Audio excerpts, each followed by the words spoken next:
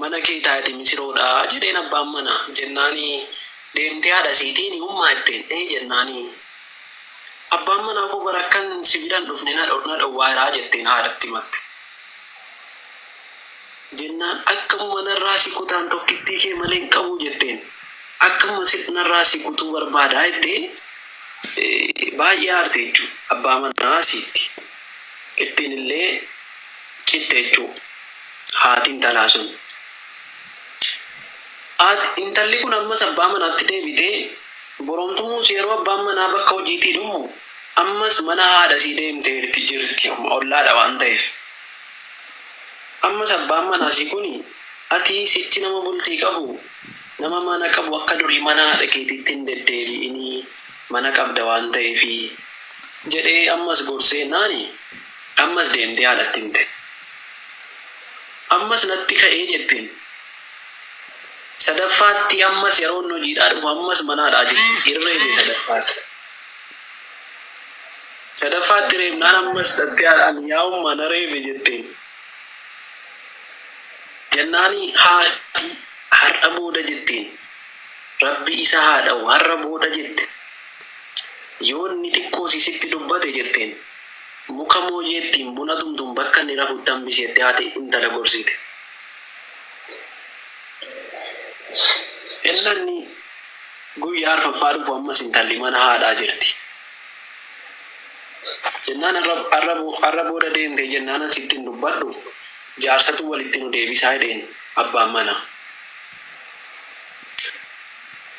Gaafa kana jedheedhuma waa tokko ittiin dubbanne ganama rafaayira barii rafaayira eddeen rafaayirratti deemtee muka mooyyeetiin mataa keessa dhaatee fiigaa galtee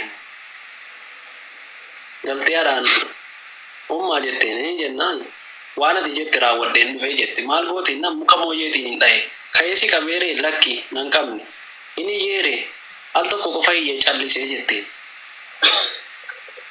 Yeroo miidhee miidhaal yeroo siin jettu yeroo siin dhaqxu namichi du'eera. Ollaan birmatee poolisoonni dhufanii maramanii haati intallis qabamanii hidhamanii. Waa'ee jechi haadha kee dogongora waan jechuutiifan isinii kaase. Gaafa kana ragaan adda addaatti barbaadamee lamaan isaanii hidhamanii haati mucayyoon haadha sanaa ulfa taate. Ulfa taate hidhaadhaa baafamte.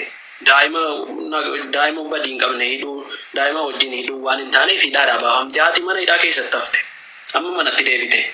Intalli sun manatti deebite. Eenyu wajjin jiraattu? Abbaan manaa du'e. Haati mana hidhaa jirti eessa dhattu? Kophaatti hafte. Ilmoon dhalate. Dura abbaa manaatu hojjetee fidee nyaachisa. Ilmoon hin dhalate eenyu ilmoo si'a nyaachisu? Mana haadhaa akkamitti hidhattu mana ofii akkamitti teessu. Haati firdii fudhattee mana hidhaa keessa jirti. Gadi baatee of abaaraa haadha ofii abaaraa of abaaraa jalqabaa haadha abaarte. Yaa'ummaa siit akkana na godhe jettee. Ituut abbaa manaa kee ajjeesinaan hin jenne sila hadhaa ilmi koo abbaa koo jedhee dhalatee ilmi dhalate jechuudha. Abbaa koo jedhee nama meerre abbaan koo jedhee na gaafatu kuni sila abbaa koo jedhee abbaa koo na gaafate abbaa isaatiiniin kun abbaan keessa kana jedha. Anumtiyyuu utuu ati jirtuun haadha jiraadhaan dhabe sababa gorsa keetii jettee ofitti aarte jechuudha. Tokko ilma si carraa dhowwite, lama ofiif haadha dhabde, sadii abbaa mucaa dhalate sanaa ajjeeftee umurii isii guutuu namni nama ajjeese umurii isaa guutuu namni guyyaa tokko nama ajjeese umurii isaa guutuu du'aa ta'a. Har'a siin du'a borii siin du'a yeroo hunda du'aa ta'a. Kanaafi namni wanta barbaade siin jedha laal jechi haadhaayyuu dogongora ta'e mul'ata gaaf tokko. Kanaafi namni dirqama akka ati yaadde siif hin jedhu akka ofii yaade siin jedha malee. Kanaaf akka yaadde si keessa jira. Rabbi akka nama siin jedhu sana ittuumetti siin uumne yaada biraa sii kennee si uume sammuu biraa sii kennee si uume. Tarii namni sun si jaallachuu si jibbuus danda'a. Kanaafi koomentii namaatiif koomentii miti yoonni jechaan nuyi si arrabse jecha isaatiif deebiin kenne. Namni daa'ima dhoqqee laaquu wajjin gadi bu'ee dhoqqee keessaan daa'ima fuudha jedhee dhaqee namni karaa darbu isaan lamaanuu daa'ima jedha malee dhoqqee keessaa baasuu dhaqeen jedhu nama sana. Kana calliftee bira darbuun dirqama jechuudha. Akkasitti galatooma hundi keessan warri koomentiis galatooma. Warri nama jaallattan ammallee jaalala keessanitti bu'a. Ani bari koomentiin jiraan adibbisee miti beektaa kan yaada irratti kennuu barbaade maaliifi jarrillee waan barreessan kana boruu irraa gaafatamuuf deemu waan taateef ani yaada koo ibsee waan kan akkasiirraa akka dhaabbatan. Dhugaan akka jarri miidhaman hin barbaadu. Nama birattillee akka jibbaman rabbi birattillee akka irraa gaafataman hin fedhu. Kaniifin xiqqoodhaan salaamuu barbaade malee ani namni waan fedhe jedhee ol na deebisee gad na deebisee ni waynatti dhaga'amu wallaalee jecha namaaf iddoon qabu maaliif of beeka of ta'een jiraadha waan taateef. Garuu isaanis obboleeyyan kiyya waan ta'anii akka waan badaa barreessanii yookiin bakka badaatti argaman hin fedhu yaani bakka hin taanetti jira arguu fedhu. Eenyumaanillee isaanii jedhe. Kairumaaf saala atileen jechekeef galatoomni abbaatti fayyadameef dubbiin kee waan barnoota ta'uu hedduu of keessaa qaba. Galatarraafi. Maaster. Yaada wayii keessa galtan. Lakkisi naggeeffataan jira dubbii keessanis. Argaaseera dhugaan. Sanumaan wal qabsiisetanii isinuma dhaggeeffachaa jira. Amma sir kanan jedheefi siinis namni waan baay'ee jechuu danda'a. Anaanis waan baay'ee jechuu danda'a. Nama baay'eedha waan baay'ee jechuu danda'a. Garuu waan isa keessa jiru jedhe malee dhugaatii qabdus namni sirriitti gadi fageessee beekuu hin danda'u. Dhugaa keessa kee jiru. Kanaaf namni waan jedhu ebelu akkasiidha waan fedhe jedha garuu dhugaa keessa kee jiru siif rabbi qofatu beeka. Namni jedhe haa jedhu namni callise haa callisu hojii keessan itti fufuun hojii keenya itti fufuun warra hojii hojjetuu fi hojiidha. Warri immoo hojiin hojjenne warri taa'ee nama rabsu isatti deemaa kufti bar ofii taa'ee hin kufe utuu ati deemtu ati kufte iyyuu ofii isaatii taa'ee ebeluun kufe siin jedha bar silaa nama deemaa kufe haayisoo jedhama ture. Akkasigaa namni waan jedhee jedhu kan koo garaanacha jedhu itti muktaacheen jedhani. Amma isini ani amala tokkoon qabaan isin warra nama arrabsuus hojiin nawwinaa nama arrabsinaa jedhina gorsa nama arrabsinaa jedhu sittin baay'isinaa jiraafis biddeena jiraati hojii jiraati fiildii jiraati. Namni fiildii ofii immoo dirqama saayinsii bira yoo baayoloojii baratte heelzii hojjechuun kee dirqama. Injineerii yoo ta'e ijaaruun kee dirqama. Kominikeeshinii fiildii baratte irratti hojjechuun kee dirqama waan ta'eefi jarri fiildiitti guddatanii fakkeenyaaf maatii irraa dhaalanii obbolaa obboleettii irraa dhaalanii keessatti guddatanii dhufanii as ga'an waan ta'eef jaraafis hojii jaraatii. Kanaan nyaadhaa jedhee rabbiin kanaaf hojii jiraa fiildii jiraati keessa galtanii hojii jiraa hin dhowwina. Isinii akkuma rabbiin nama gorsuu, gaarii dubbachuu, gaarii odeessuu, gaarii barreessuu akkuma rabbi fiildii keessan godhee kanaan jiraadhaa isinii jedhee jiraafis biddeena fiildii jiraati. Hojiin dhowwinaanii anamma soorri nama arrabsitanuu itti fufaan jedha yoomiifate. Biddeena keessanitti lama galu immoo innisinaa. Amma duula nurratti akka bananii fudhaamte kana dhaamteefi hin taatu. Amma osoo isin sa'aatii 24 haasoftan namni isin dhaga'aa jiru isaa qoosa deebi'a. Nama naarrabsillee dhugaa rabbii nama naarrabsillee anuma dhiiseef rabbu inni isiniif si jammara naan mari'atee miti kan dhaarrabsaa jiru. Lammaffaaratti immoo wallaahi ani dhiisuu rabbilee isaaniitiin lammaffaaratti immoo nama ammaa fe'anaan jettee hin jiru abbaa barbaada iyyuu kanaaf bakka haasoyni baay'atee farreetti hin feene mataa keenya dhukkubsuutaa malee isaan hin dhaga'an kanaaf itti dhiisnee tapha keenya qofa taphachuudha. Nyani dhiisuu fira warra naarrabsan hundaaf ani rabbiif jecha isinii dhiisu. Wallaahi dhiisu. Osoo ramadaanni rabbii dhufee dhiisu. Doktor. Kabajamu. Ilaa biqiltuu qorataa ammas jarri kun nan nageenye gurraan na dhaggeeffatan malee qalbii gadi hin seenne. Waa'ee hin dhiisu nan dhiisaa. Amma isinii waa'ee arrabaa namni nama arrabsu nama duuba jiraatii nama fakkeenyaa fi fuulduratti deemaa jiraate duuba deemee sin arrabsu just yookiin immoo ati isaa dura akka jirtu isaa ol akka taate sin beeku.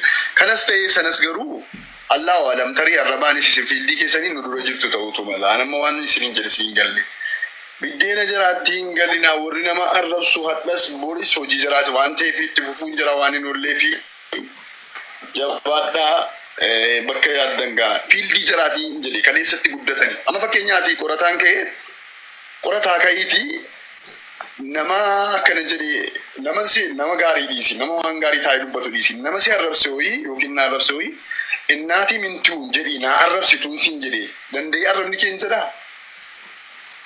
Hojii keeti fiildii kee miti kaa hojii kee miti yaanti sirraa dallam fiildii kan kee miti jechuudha. Kana jechuun maanni namni fakkeenyaa fi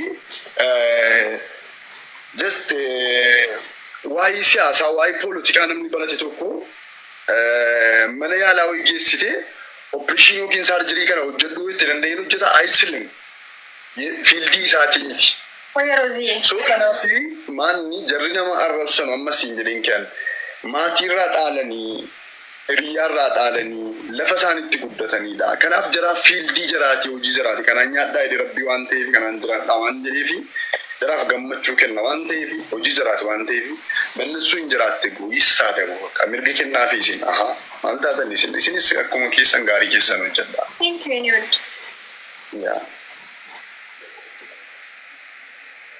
Akkasi arrabni immoo nama jabeessuu qaba yoo akka kootti arrabni na jabeessa takkaan laaffisu natti tole namni na arrabsu bara jiraatan isaanis dhugaa dubbachuufi arraba waan biraa eegala waa'ee isaanii haasofta waa'ee isaaniif iddoo laattanii haasaatti itti fakkaata waan san keessaa ba'aayyuu tuffadhaa bira darbaati kolfaaf tapha keessan qofa itti fufaa. Waan isaaniif iddoo laatta itti fakkaata jala gurra qaanii boru qofa ofii sirreeffatanii ba'u. Doktor akkamati nagumaan? Sookidda ofiif jettu mi'aayaanaaf jettu dhagaa jedhan. Ofiif tola waan gaarii ofii toluu baatan dhufanii harkaan si qabaan jiran. Kanaaf bollaa naga qamaariitti. Keessi kee fayyaadha? Maana dhukkuma siin jedhe moo? Silaa onneen na dhiiga waan jetteef. Jechuun waa'ee irraa dhukkuma jibbarraa. Onneen jiraanii onneen maan na dhiiga. Abbo onneen niyyati. Onneen si dhiiga naan jetti.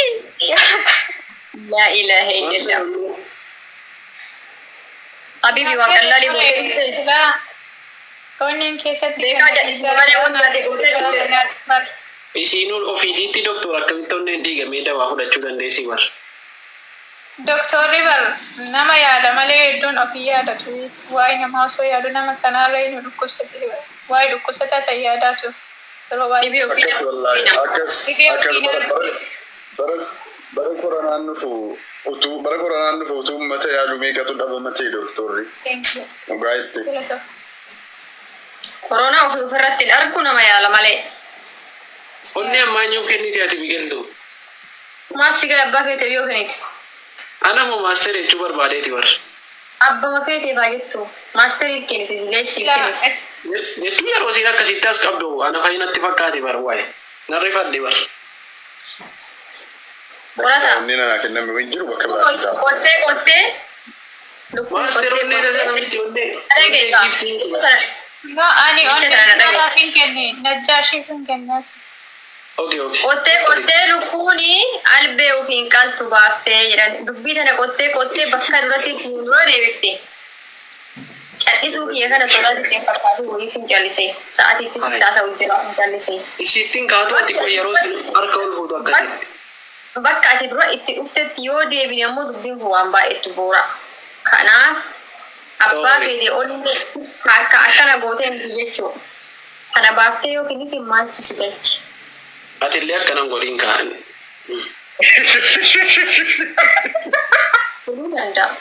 Namni wayii as jala waan haa kenne ilaaluun jedhaan. Ay rakkoon qabu yoo namni kennuu baates immoo qorataan si jala waan ta'eefi yaa gaditti dhiigaara. Onnichi jechuudha rakkoon qabu. Inni keessa deebi'ee bakkee bu'eedhuma hajajjamu. Biiftuu koo. Warra jala deemtanii immoo biqiltuun qorataadhaaf kennitee qorataadhaaf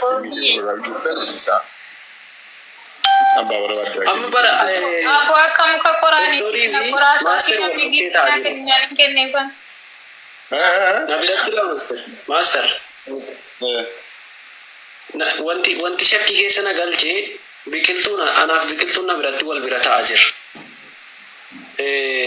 atiif doktor immoo wal bira ta'aa jirtu atiif biqiltuun bar nu jala wal bira ta'aa ta'e nu jala aniif master nammo isin gubbaa wal bira ta'aa akkana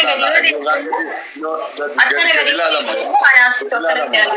lama ani fi biqiltuu wajjin jirra doktorinii fi isee waluma bira jirtu lamma mana qorataan jira lammaan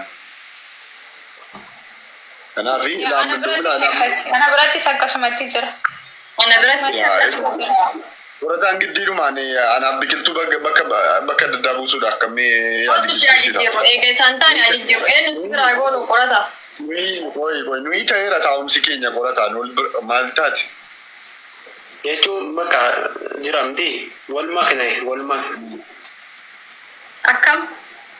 Laa nu taanaan koonu uffata bifa tokko uffannee dhufne nu taanaan irraan gadi qabanne malee koo na biratti maaster na biratti siif doktortu wal bira jiru. Amma tiif biqiltuu wal bira Kunuun keessanii kun akkasitti eenyu jirra bar? Maal taate qorata? Kunuun sibira jirra miti maali? Sibira jirra. Ajakeeti. Ijuma kan keetuyyii anaa fi biqiltuu gamaa gamana fuudhee kaa'uu yaalii geggeessaa jira. Kun beekamaadha yoo ni jaakee guutuu ta'e tisheertiis kan hin qayyeeraa biqiltuus keerbiis jijjiiri kottu rakkoon qabu nageenya keessanii inneeti nu kan akkanatti uffannee dhufne miti biqiltu. Yaa. Iskeerbiin kee fi maangoon kun wal fakkaateedha bara durii namicha wayii jira beektaa.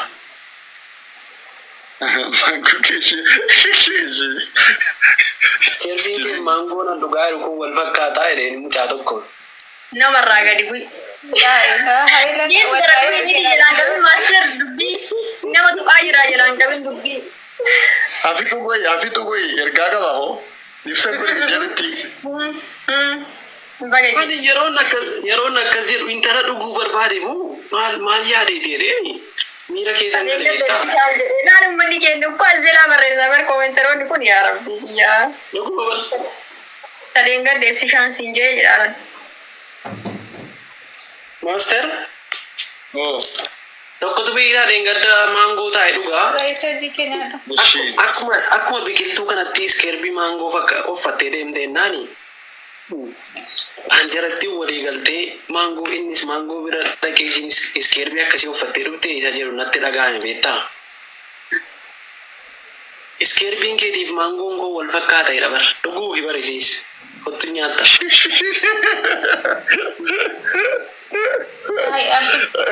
Amma maal jechuudha kaa Bilisa kan kooti. Asii hunduma tokko leessa.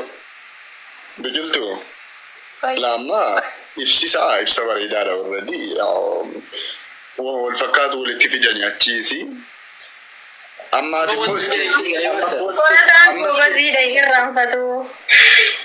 amma iskeerbiin kun juusii iskeerbii kee juusii fakkaataan amma isa juusicha jijjiirre tisheertii kee fakkaataatti nu jijjiira akkoon qabu isheetti fufu. Amma kan jedhe beektaa ijoollettiin kun lamaan huccuu bifa tokko uffattee dhufte beektaa. Giraana gabbaa jira bara. Abaaboon nullee kaan jijjiirra nutti maayyoo akka jechuun isinii fililchiina dhugaa isiniif gammanna. Abaaboon isinis ati nachi akka uffattu isinis iskeerbiin achi akka uffattu koo itti himneerra. Shaarbiin kun tisheertii isaa wal fakkaata ija hidhateera malee shaarbiin kun tisheertii isaa wal fakkaatan beekaa dubbachuu malee. Bakka biraa jira jinni amma koonu eekoo amma hadda uummanni amma walii isin galchuudhaaf amma nuyi akkanatti uffannee isinillee juste ilaalaan jirtu. Isirratti ilaaltee akkasiin uffattu goone silanuu. yoonu gadditan gurraacha uffadhaa kottaa ka'aatii sin lamaan. Maan duutanii moo? Lubbuun jirtu. Ati ammoo master waatu badee qoy hedduu kana waan dhageenye. Abaaboo jedhe abaaboo taphataa jiraanne abaaboo darbaan jenne jecha abaaboo san eessaa fayyadame abaaboo jechuun maal jechuudha? Okay, isa mu eessaa fayyadame beektaa? Abaaboo birraa kan jedhu wayi. Abaaboo birraa warri jimmaa jallee Waa yaadadhe abaaboon jennaan qoreen. Qoreen jedhin qoreen sitti ajabdu. Ishi. Leenca nuuf biraa qaba bara. Abshir wayyeen jedhu ni yaadu. Haan jedhaani. Waan abaaboon torban lama darbe dura sitti himte maana dhoksite. Wallahi miskiinan talaati wallahi. Kottu Miskiinuma gaarummaa siisin gaafanne bara. Ergaa wayii obboleettii keetiin naa ga'e jedhee obboleessa keetti mahiraa. Si bira geeraa jettee dhuftee na gaafatte kunoo ministeer dhageeraas taa'e. Wallahi sun dhugaa akkasinitti na gorsitu. Nama qalbii qabdu akkanaan argine baay'ee miskiin. Nama jabduudha mana galaachin laa gurgurnaadha collittiidha. Garuu collummaan si immoo dubbiyyuu akkasinitti deemte kabbaadno bifan beekamneen jittuun yoo waan biqiltu amantii fudhatte baay'een si jaalladha dura jaalala ibsiti. Nagaa bulaa rabuu kaneen.